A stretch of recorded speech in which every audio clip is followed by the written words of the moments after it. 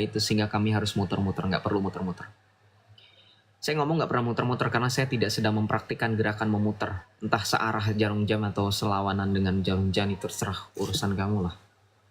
Ya, kita lanjut.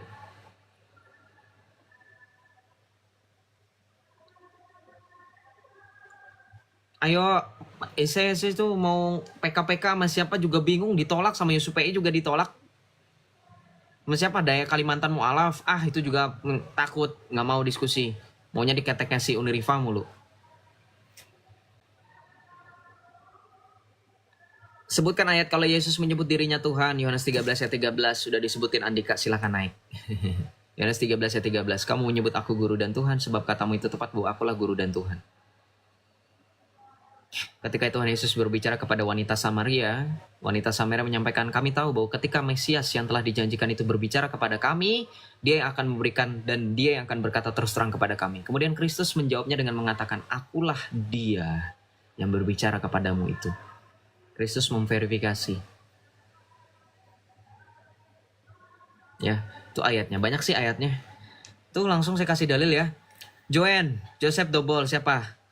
Jangan kamu pakai pujian terhadap nabimu, kamu nisbatkan, kamu sematkan kepada saya. Saya begitu hina, jangan kamu puji saya. Puji nabimu dulu dengan kata-kata seperti itu ya, jangan puji saya.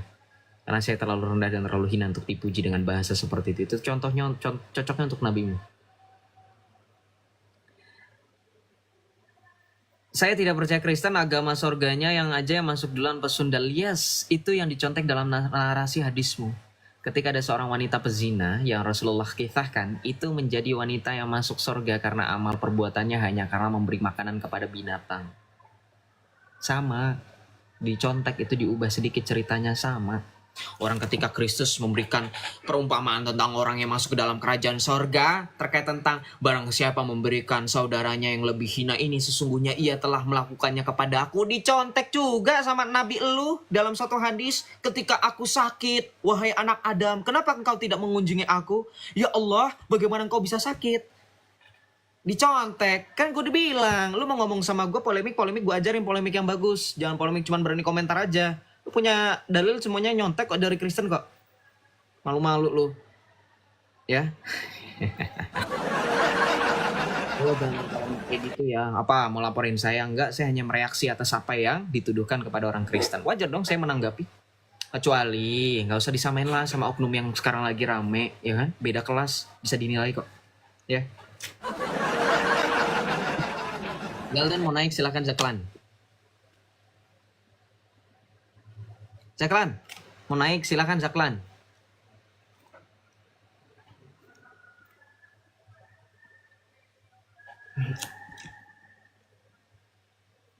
Ayo silakan teman-teman Islam nih, dari tadi pada typing pada kenceng banget di request orang Kristen semua.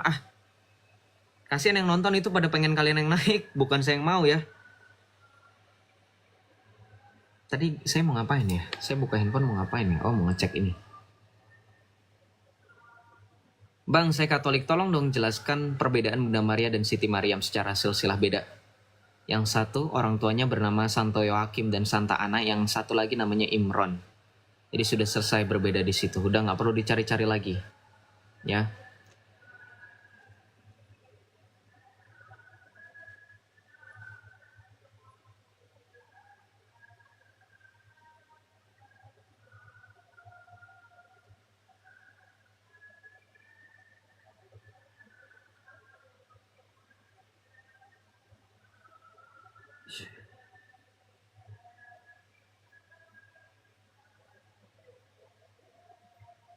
Oke, kita lanjut. Sorry, saya lagi balas WhatsApp. Teman saya berisik. Mana tadi Aklan itu tadi nanyain saya hadisnya riwayat siapa? Kamu bacalah hadisnya, kamu nggak tahu. Nih saya bacain ya. An Abi Hurairah radhiyallahu anhu qala Rasulullah sallallahu alaihi wasallam, innallaha azza wa jalla yaqulu yaumal qiyamah ya Adamah, ya bani Adamah, dan seterusnya. Aduh, gue disuruh baca cacing lagi nih. Sesungguhnya Allah Azza wa Jalla berfirman pada hari kiamat, wahai anak Adam, aku sakit, namun engkau tak menjengukku. Anak Adam berkata, wahai Robku, bagaimana aku menjengukmu sementara engkau adalah Rob seluruh alam semesta. Kemudian Allah menjawab, tidakkah engkau tahu bahwa hambaku si Fulan menderita sakit namun engkau tidak menjenguknya? Tidakkah engkau tahu bahwa jika engkau menjenguknya, engkau akan mendapatiku di sisinya? Itu perkataan Tuhan Yesus. Ada yang hafal Alkitab gak ketika Tuhan Yesus berbicara? Ketika saudaramu sedang sakit, ketika saudaramu sedang membutuhkan tumpangan, ketika saudaramu sedang kelaparan, barang siapa yang memberikan tumpangan, memberikan makanan, dia telah melakukannya untuk aku. Bukti kan? Mana pernah saya ngomong itu out of dalil, nggak pernah ada dalilnya. Saya juga punya namanya hati nurani. Saya sudah sering bilang loh. Saya ajarin polemik yang benar itu polemik pakai dalil. Jangan polemik cuman dari otakmu, karanganmu, cuman latah-latah, Yesus netek, Yesus ini. Itu kan basi gitu loh. Saya ajarin polemik pakai dalil. Sesuai dengan data, kamu pertanyakan, kok ini bisa begini? Gitu loh. Kelas dikit kenapa sih? Tunjukkan kelasmu, katanya orang-orang cerdas, kumpulan orang cerdas kok kayak boneka di program, semuanya sama polemiknya. Beda-beda dikit lah biar bervariasi. Bosen saya setiap live itu aja polemiknya. Itu aja hujatannya. Yesus netek. Kenapa memang? Hah? Kamu pikir saya Tuhan ampuni saya. Saya suka heran, ya. Ada yang bilang katanya, masa Tuhan lahir dari selangkangan hina. Astaga Tuhan Yesus ampuni. Yang ngomong perempuan coba. Ya, selangkangan hina katanya. Lah, kamu melahirkan anakmu dari mana? Kamu lahir dari mana? Masa? Gimana perasaan teman-teman yang wanita, seorang ibu?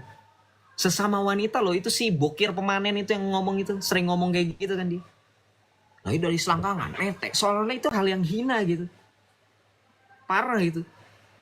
Apakah itu hal yang hina? Apakah Tuhan kemudian menjadikan sesuatu hal yang hina untuk dihidupi dalam hidup manusia? Enggak, itu bukan hal yang hina, itu mulia. Itu manusia. The real definition, ya, that they might have half brain. Itu definisi mereka tuh. Moga gak ada yang denger ya, gue ngomong bisik-bisik dalam bahasa Inggris yang ngaco grammarnya mungkin. Aduh. Ya. Aduh. Oke, Ica, kamu naik dari tadi, kamu komentar. Saya suka dengan kamu, Ica. Suka di sini soalnya. Komentar-komentar.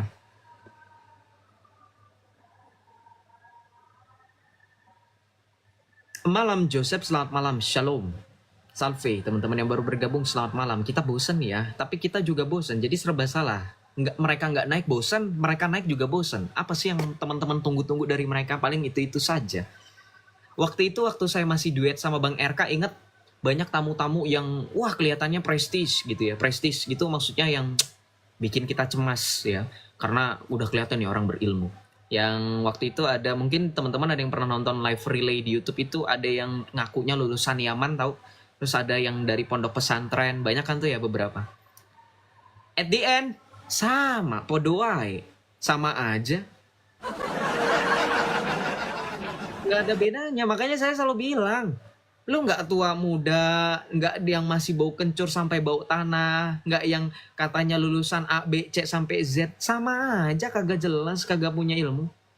Bukan saya merendahkan hanya karena saya merasa paling pinter, ya enggak, teman-teman bisa nilai yang tadi saya sebutkan. Coba tanya sama yang waktu itu pernah nonton. Sama, makanya saya bilang, nunggu apa sih? Lu pada gua nge-live gitu sama aja. Lawan bicaranya Yusuf PI yang sekarang katanya lagi rame. Ya. Yusuf PI yang lagi rame tuh, lagi ditonton ribuan katanya. Wah, katanya rame ini Ustadz ini. Lu lihat gimana caranya, sama aja, Jumat kedua pakai congor kok. Diskusi sama saya nggak mau pakai timer, nggak mau pakai tema. Ya.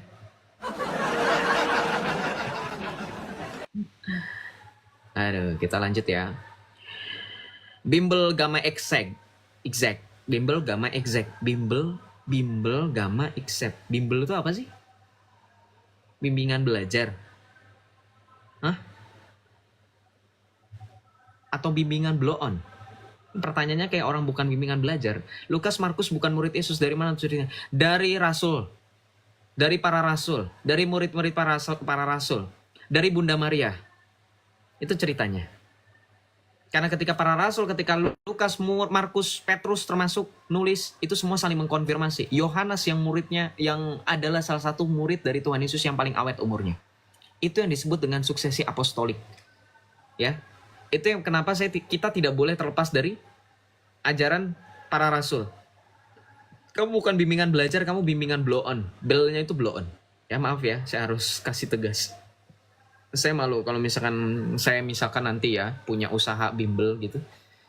Terus kayak kamu, mending saya tutup. Lanjut ya. Murid Isa siapa namanya? Nggak tahu. Coba sepeda Nabi Adam ada, masa muridnya nggak tahu.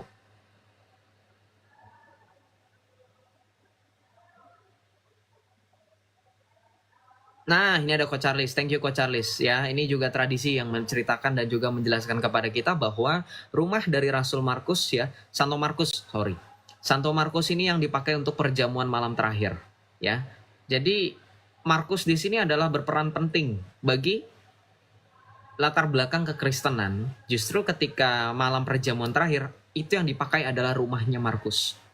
Ya. Jadi otomatis Markus itu kenal. Gitu. Kalaupun dia secara tidak personally kenal, dia kan bisa bertanya kepada Petrus. Kepada siapa? Yohanes, murid yang dikasih Tuhan Yesus. Ya nggak? Kepada orang-orang saksi mata yang lebih dekat, mungkin misalkan Bunda Maria. Memang menurutmu ketika dalam Injil Lukas, dalam Lukas 1, Maria diberi kabar sukacita oleh malaikat Gabriel. Siapa? Who knows selain Bunda Maria dan malaikat Gabriel dan Allah? Siapa yang tahu teman-teman? Ya otomatis, automatically yang berbicara adalah Bunda Maria, menceritakan bagaimana pada saat itu pengkabaran itu terjadi. Benar nggak yang Kristen? Jadi ini yang disebut dengan bagaimana Alkitab ditulis berdasarkan kesaksian. Bukan karena malaikat yang mendikte 22 tahun, 2 bulan, 22 hari lamanya nungguin itu. Ya, kenapa nggak pakai paket instan aja? Harus 22 tahun. Apa? Nyebut merek, panas. Memang faktanya bahwa kekristenan Alkitab itu terus dari kesaksian. Kenapa tidak kemudian Yesus datang ke dunia bukan untuk bagi-bagiin buku? Ada nggak di Alkitab tertulis ketika Tuhan Yesus memberitakan khotbah sabda bahagia di bukit itu? The Mount of Beatitudes yang sekarang ada di Israel, yang ada gerejanya itu. Mount of Beatitudes. Ada nggak Yesus ditulis dalam Alkitab lalu kemudian Yesus memberikan selembaran-selembaran brosur-brosur? Kayak orang-orang SSY, nggak ada, ngomong oral. Karena tradisi orang Yahudi, mereka mengajarkan sesuatu, bahkan Torah itu secara oral, secara lisan. Ya, itu tradisi. Makanya dalam 2 Tesalonika 2 ayat 15 dikatakan tradisi secara lisan maupun tulisan yang para rasul wariskan. Kenapa kami bisa yakin dengan tradisi seperti itu? Karena Tuhan Yesus yang memberikan kuasa kepada para rasul, sehingga kami juga harus berpegang pada mereka. Bukan berarti setelah Kristus meninggalkan para murid pada saat itu untuk kembali kepada kemuliaan Bapanya di sorga, duduk di sebelah kanan Allah Bapa di sorga, bukan berarti sudah usai, tidak. Pengajarannya masih berlanjut, diwariskan sampai kepada kita. Makanya suksesi apostolik itu penting supaya ketika gereja mengajarkan sesuatu, definitif dari gereja itu infallible, kuasa, tidak bisa bersalah, itu Tuhan Yesus yang kasih ajar, dan Tuhan Yesus yang kasih kita. Itu konsekuensi logisnya kalau Anda tidak menerima yang namanya kuasa tidak bisa bersalah. Karena para rasul pada saat itu mengajarkan tentang Yesus kepada para murid-muridnya. Mereka punya murid-murid lagi. Itu otomatis gak boleh salah. Gak boleh miss sedikit pun tentang siapa itu Yesus dari Nazaret. Kalau salah sedikit mereka akan jadi seseorang yang mengaku sebagai nabi baru keluar dari goa. Punya 11 istri. Itu konsekuensi logisnya. Kalau gak punya otoritas tidak bersalah. Ya, coba pikir. Termasuk Alkitab yang kita punya ini, ini nanti kita tidak akan pakai, ya, gitu, oke, ya. Jadi belajar dikit Islam ya supaya mengerti kenapa saya selalu bilang ditanya kenapa Yosef memilih kekristenan daripada Islam. Kenapa saya langsung first yang saya jawab adalah langsung otoritas dan keselamatan. Karena tanpa otoritas keselamatan itu tidak berarti. Otoritas adalah hal yang paling utama dan yang paling penting untuk menjamin bagaimana kelangsungan iman sampai kepada kita mendapatkan keselamatan. Ya nggak? Ya nggak? Benar nggak? Anda dijanjikan keselamatan. Anda dijanjikan lulus. Tapi tidak ada otoritas. Buat apa? Omong-omong ya. Otoritas itu penting. Makanya saya langsung jawab, first thing first, ketika ditanya kenapa saya pindah otoritas, itu paling yang pertama saya jawab. Kalimat pertama, kata pertama yang saya ucapkan kepada teman-teman Islam. Termasuk teman-teman dari Kristen juga yang menanyakan. Ya, gitu. Kenapa baru live bro, baru sempat. Kita lanjut. Islam gak bakal berani naik di room gue makanya mager banget. Sebenarnya gini,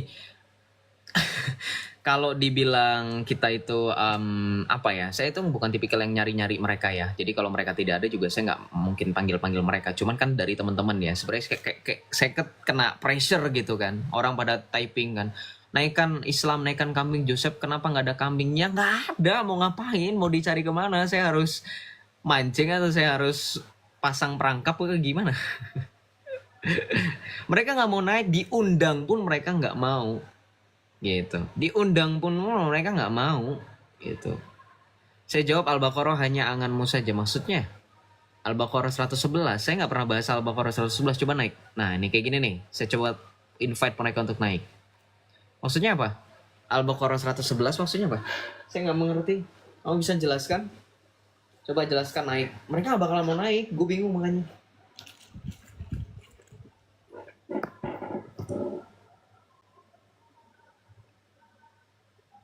Kenapa pas live langsung mati? Kemarin kena report dari mereka. Kemarin kena report. Al-Maidah 116, apa yang perlu dibahas dari Al-Maidah 116? Apa gue harus pancing mereka dengan menggunakan... Oh nggak perlu. Harus lapar kah? Sudah makan tadi, terima kasih. Perhatian. Halo teman-teman. Apa lagi ya?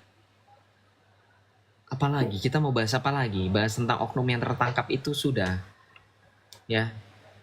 Yes, kita tetap ya, hukum kasih juga tetap, tapi karena negara kita adalah negara hukum yang kita punya dasar-dasar aturan secara tertulis yang mengikat bahwa setiap warga negara harus taat, termasuk di adanya juga aturan yang tentang UU ITE itu ya.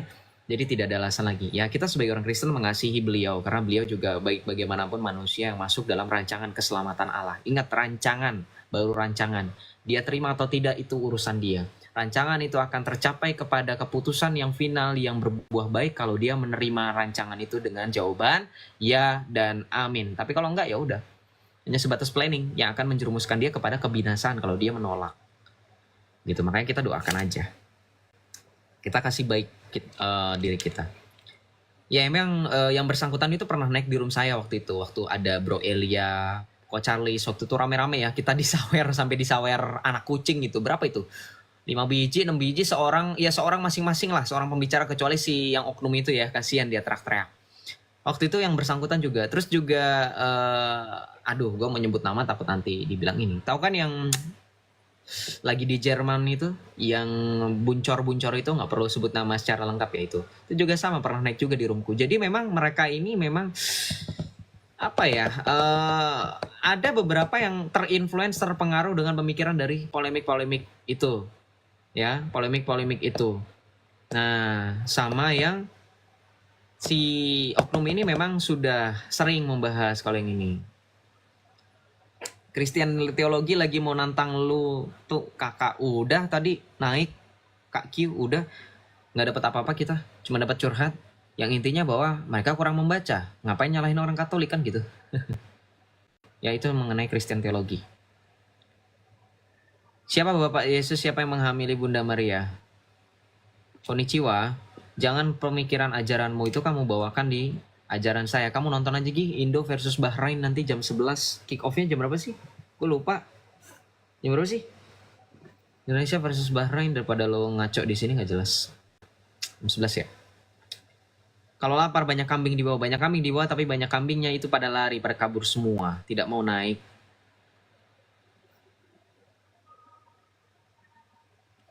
Tuan Bapak ngakak anjing pala Bapak kau su. Kau jangan seperti itu Kurogane Zetsu, kamu itu wibu.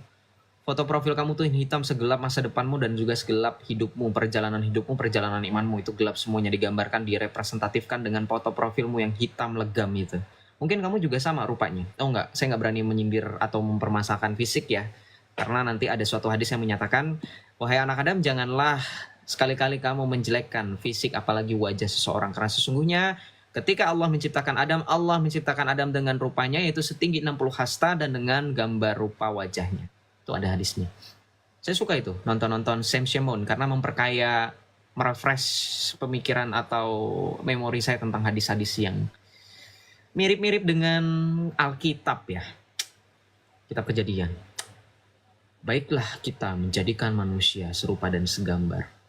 Tapi menarik, tafsir Alkitab dari bapak-bapak gereja tidak mengatakan bahwa itu seperti sulitnya bagaimana mereka menafsirkan hadis itu ya.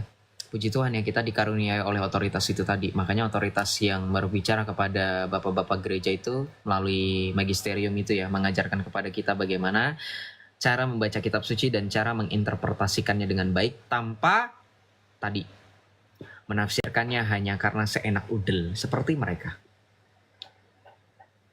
Mau membahas apa ini? Bahas terserah. Yuk silaturahmi ke aku Kuro maksud. Tap sampai 1M guys. Ya, terima kasih. Terima kasih teman-teman yang sudah memberikan berkat melalui gift. Terima kasih yang sudah tap layar. Otoritas Protestan siapa? Tanya sendiri. Pakai singlet. Iya, kenapa? Lagi panas cuaca Jakarta dan saya tidak lagi berada di dalam gereja dan ini live pribadi saya. Saya tidak mengundang untuk teman-teman nonton sehingga saya yang punya bertanggung jawab untuk teman-teman supaya bijak. Dan dari tadi gue live itu sengaja, makanya karena saya pakai singlet saya dari tadi segini. Kalau kamu masih notice berarti ada yang salah dengan pola pikir kamu. Kalau kamu wanita saya maklumi, tapi kalau kamu laki-laki jadilah normal ya. Jangan fokus kepada aurat saya. Jangan nafsu. Saya live setengah dari tadi segini ya kan, nggak terlalu kelihatan kan kalau saya pakai singlet. Kecuali kalau pada saat tadi saya mengiyakan baru kelihatan tuh. Tapi dari tadi segini, kalau segini tuh nggak terlalu kelihatan. Ya, begitu. Menginterpretasikan Roh Kudus dengan menghina agama lain. Saya tidak perlu selalu berbicara berbuih-buih ya. Oknum-oknum yang Prabu Pramat Catering ini termasuk ada lagi komentar-komentar di YouTube nih yang ngaku-ngakunya Kristen. Saya nggak tahu Kristen beneran atau enggak ya. Soalnya waktu itu ada yang ngaku Katolik, inget nggak? Yang katanya dari Flores atau dari mana gitu, terus katanya dia merantau ya, dia bilang katanya Katolik, saya merasa Joseph ini bukan Katolik karena Joseph ini malah begini-begini ya. Nah terus saya mau make sure dia Katolik dengan nanya keuskupan, dia bingung keuskupan tempat dia. Saya tanya parokinya malah menyebutkan paroki di tempat dia berasal bukan domisili sekarang. Kemudian ketika terakhir saya tanya, hari ini semua orang Katolik pasti tahu jawabannya. Kami memperingati apa? Kita memperingati apa? Hari raya apa? Bulan apa sekarang? Lalu dia jawab, bulan Maria. Nah, sudah itulah. Baik, kalau gitu saya turunkan.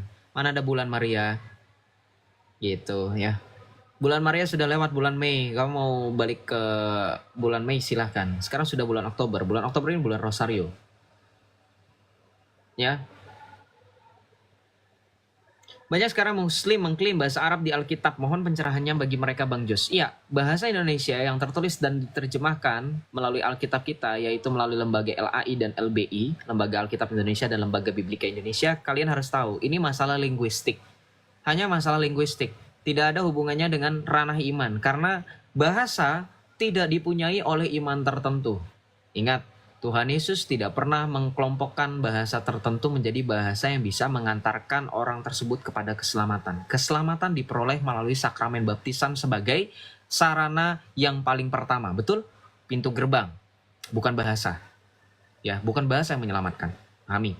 Nah, singkatnya ketika berbicara mengenai Alkitab, ketika ada terjemahan yang kata Allah, atau mungkin ketika teman-teman punya suatu video pernah nonton itu lewat di FYP, misalkan ada orang yang punya Alkitab zaman dulu dibandingkan dengan Alkitab zaman sekarang, dimana di Alkitab zaman dulu itu ketika dibuka dalam kitab Mazmur itu ada tulisan Ka'bah. Ada yang tahu? Ka'bah, Baitullah, itu bahasa Arab. Itu sinonim padanan kata yang pada saat itu Alkitab yang dimaksud diterjemahkan oleh seorang Islam Melayu. Sehingga kata bait Allah, Baitullah itu dalam bahasa Arab dipadankan dengan kata Ka'bah. Dan itu tidak ada urusan dengan mereka punya landmark. Ya, nggak ada urusan. Contoh, ketika berbahasa Indonesia, saya bawa tadi bahasa linguistik. Bahasa Indonesia itu terdiri dari beragam bahasa serapan, dari mulai bahasa Portugis, bahasa Spanyol, bahasa Belanda, Makanya kita nanti teman-teman suka nonton konten orang-orang Filipina, orang-orang yang berbahasa Tagalog, orang-orang Belanda yang disandingkan dengan orang Indonesia, mereka adu bahasa, adu kata. Misalkan pintu apa dalam bahasa Indonesia? Pintu. Bahasa Belandanya apa? Pantu misalkan. Ya. Itu itu yang disebut dengan kata serapan. Ya, host pura-pura tidak lihat. Apa bimbel? Kau mau dilihat, kau mau cari atensi, kau naik, ya. Gimana sih?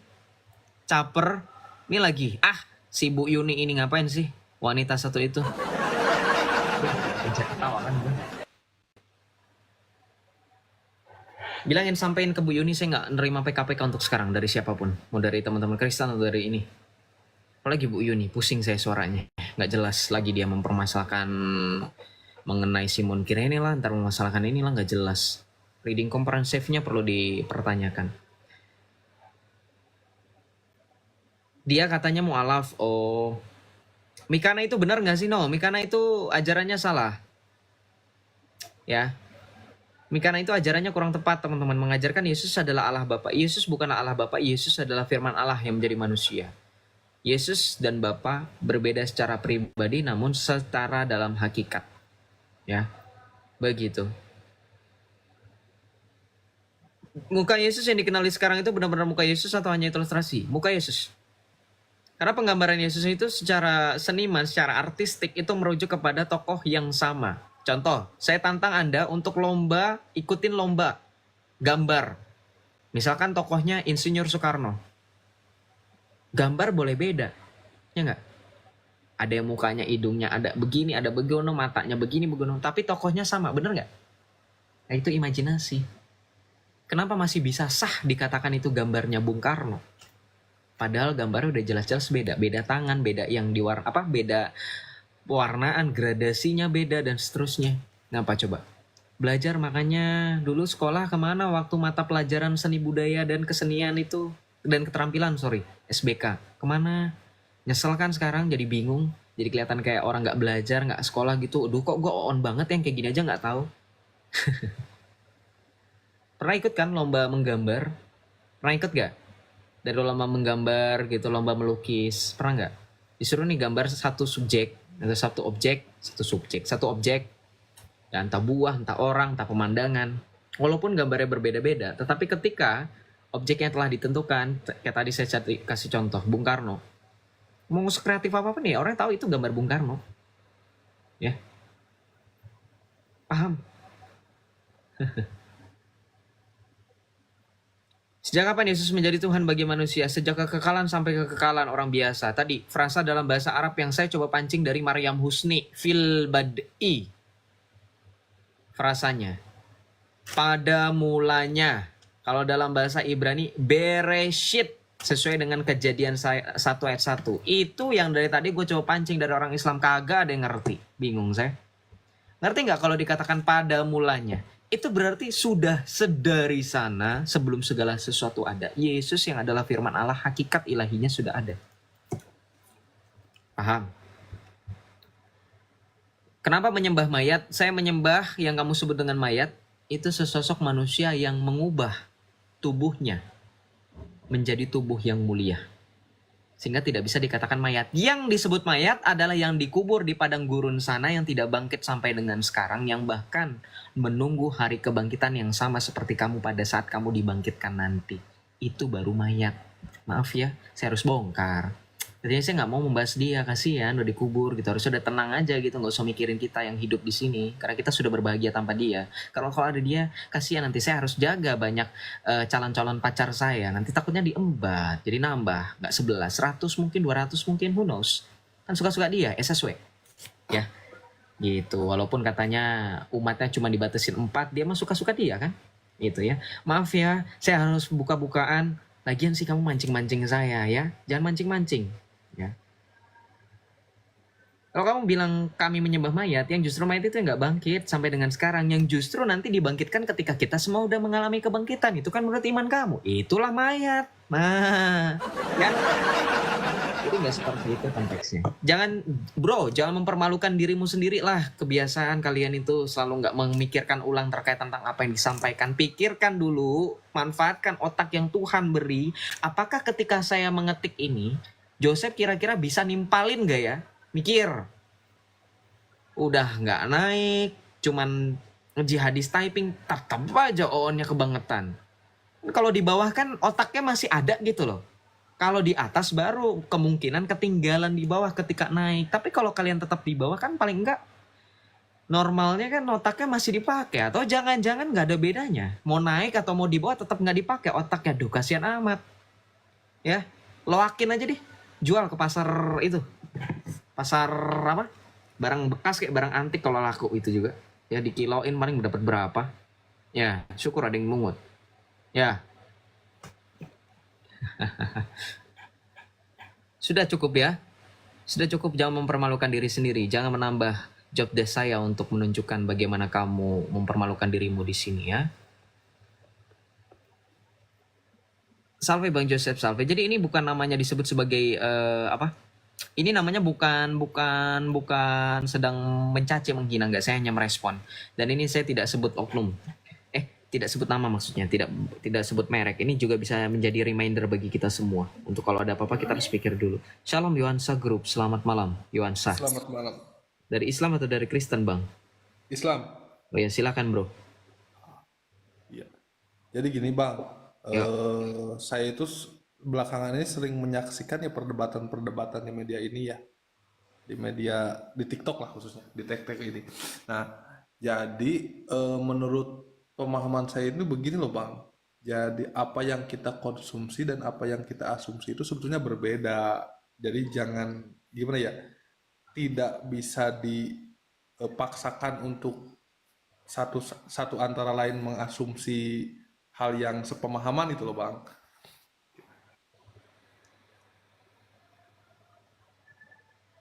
Kalau misalkan Jadi ya, halo?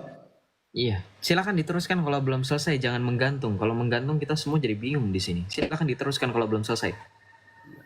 Iya kan, jadi kesannya itu terlihat seperti memaksakan baik itu dari Islam ke Kristen dan sebaliknya dari Kristen ke Islam. Jadi kalau terus istilahnya terus menerus membahas seperti itu, sepertinya nggak bakal ada titik temunya. Yang ada istilahnya saling menjelekkan dengan data-data yang dimiliki, kan emang kejadiannya seperti itu kebanyakan sekarang kan. Itu makanya kalau saya lebih lebih lebih senang itu istilahnya kita sama-sama flashback ke belakang ya, berdasarkan sejarah yang bisa diterima baik oleh logika dan istilahnya tidak menjatuhkan satu sama lain itu loh Bang. Adapun ada perbedaan, udah kita sepakati berbeda karena keyakinan kita itu emang berbeda. Adapun kesamaan, nah kesamaan itu kalaupun diterima iya sama, kalaupun tidak kita diskusikan agar menjadi ilmu, agar menjadi istilahnya agar menjadi penerang gitu loh Bang. Biar tidak terus menerus selalu diperdebatkan gitu. Pada intinya itu antara eh beda dan sama gitu aja sih kalau menurut saya. Okay, thank you for nothing. Because I think your opinion is not justified by something that we are clearly understand about. Ya anything dah.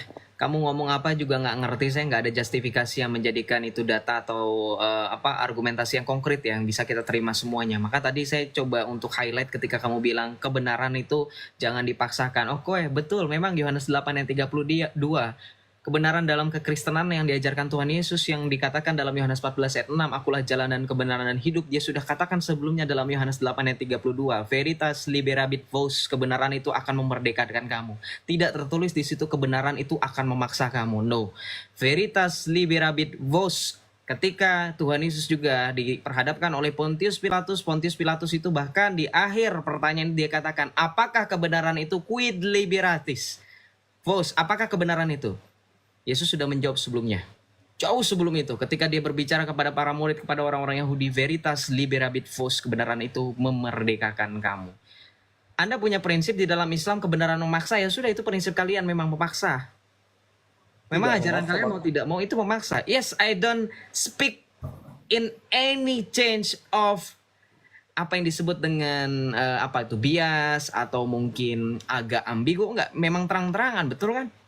Ketika saya sebut maksa, misalkan bukan I'm not, saya membawa teman-teman yang Kristen di sini. We are not the person, kita bukan orang yang kemana-mana, login yuk, Islam, Tuhan ini satu yuk, Yesus bukan Tuhan ini. No, kita bukan orang seperti itu.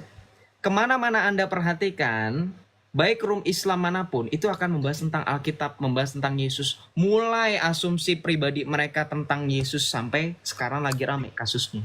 Jangan menambah memperkeruh. Ya, jadi bukan kami di sini sebagai sama seperti kalian, enggak, justru kami victim. Kenapa?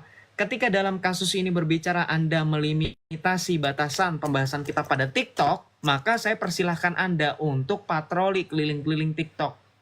Yang sering dibahas Alkitab, yang sering dibahas Yesus. Yang aneh, nggak ada yang aneh ketika yang ngomong itu orang Kristen, karena memang itu ranahnya dia. Orang Kristen ngomongin Yesus ya karena memang Tuhannya Yesus, firman Allah menjadi manusia. Orang Kristen ngomongin Alkitab ya memang kitabnya Alkitab. Tapi yang aneh bukan orang Kristen ya, sok-sokan kami di sini untuk meluruskan penghujatan. Sejak kapan di Alkitab ada penghujatan Islam? Pede amat. Islam baru ada secara sejarah di abad ke-7. Itu yang sesuai dengan narasi kamu, bahwa kamu lebih suka untuk melihat flashback ke belakang. Saran dari saya ketika kamu bernarasi, pikirkan ulang bahasa yang kamu gunakan, jangan repetitif yang unnecessary. Karena ketika kamu ngomong flashback, itu sudah pasti kelihat ke belakang. Nggak usah nambahin flashback ke belakang. Ini saran yang nggak penting sebenarnya, tapi ini cukup penting. Jadi ketika kamu menarasikan flashback, ya otomatis kalau kita mau ke flashback, tidak ada Islam pada zaman Kristus. Islam baru ada abad ke-7. Itu flashbacknya, sejarahnya. Al-Quran baru ada di tahun 600-an. Dan baru disebarluaskan, berkembang secara bertahap sampai penyeragaman mushaf di Kairo, Mesir, tahun 1900-an, abad 19. Ditambah dengan adanya bagaimana Islam ditopang dengan keberadaan hadis yang diriwayatkan oleh para sahabat, dan seterusnya. Yang itu butuh konfirmasi waktu ratusan tahun setelah baginda wafat. Bahkan setelah itu pun narasi-narasi yang diriwayatkan itu harus kemudian di cross check lagi oleh contoh Al-Bukhari puluhan tahun setelahnya. Jadi itu fakta sejarah. Kalau Anda memilah apakah saya dan teman-teman lain menerima secara logika, ya kami menerima secara logika karena memang itu yang berbicara sejarah. Logika, berbicara logika, silogisme yang dibangun oleh manusia, output dan inputnya itu saling berbeda satu sama lain, itulah yang dimaksud dengan perbedaan yang kamu maksudkan. Tapi persamaan intinya berbicara tentang faktual yang tidak dapat terbantahkan. Contoh, saya kasih contoh studi kasus. Yesus, mau kamu putar balikkan sejarahnya bagaimanapun, Yesus Kristus adalah tokoh yang benar-benar ada, yang ia pernah wafat di kayu salib, kemudian dia mati, kemudian dia bangkit pada hari ketiga, sehingga pada zaman detik ini banyak orang yang mengimaninya sebagai tokoh yang membawa dari kegelapan menuju terang. Begitu. Kalau kamu nggak nerima ya itulah, jangan maksa. Buktikan kalau kamu nggak maksa. Coba kita lihat bagaimana feedback dari kamu. Silakan, give us some feedback. Feedbacknya apa kalau nggak ada? Iya kan, kalau untuk pemahaman saya kan gini Bang. Jadi mungkin ya tidak menutup-nutupi juga banyak dari istilahnya dari agama saya yang taruhlah mereka menjadi oknum. Saya tidak setuju, tidak membenarkan mereka. Jadi jangan, istilahnya saya mengajak berdiskusi di sini itu bukan untuk istilahnya emang fokus berdiskusi perihal misalkan apa yang saya tidak tahu menjadi tahu. Itu kan diskusi kan istilahnya menghasilkan produk yang seperti itu. Bukan sekarang belum juga diskusi sudah disamaratakan dengan taruhlah bisa dibilang oknum ya. Saya tidak mau membawa dalam ranah agamanya, walaupun mereka mungkin mengatasnamakan. Tapi kan tetap di dalam agama saya sendiri ada yang ada yang benar dan ada yang salah, ada yang baik dan ada yang enggak, gitu kan. Jadi kalau untuk sebelum saya istilahnya merana ke diskusi sudah disamaratakan lah, disamaratakan disama-samakan dengan istilahnya oknum tersebut, ya mau mau berklarifikasi sebagaimanapun pasti tetap salah kan di mata. Makanya itu disepakati dulu kan dari awal. Saya tadi mau berbicara gini, kita bisa kan berdiskusi secara sehat, tidak saling menjatuhkan. Terus disepakati juga keyakinan kita itu berbeda. Mungkin abang ya dengan keyakinan abang, apa yang abang konsumsi dan apa yang abang asumsikan kan jelas berbeda dengan apa yang saya konsumsi dan saya asumsikan gitu. Jadi itu tidak bisa untuk jadi alat saling serang gitu, bang. Adapun ada persamaan itu.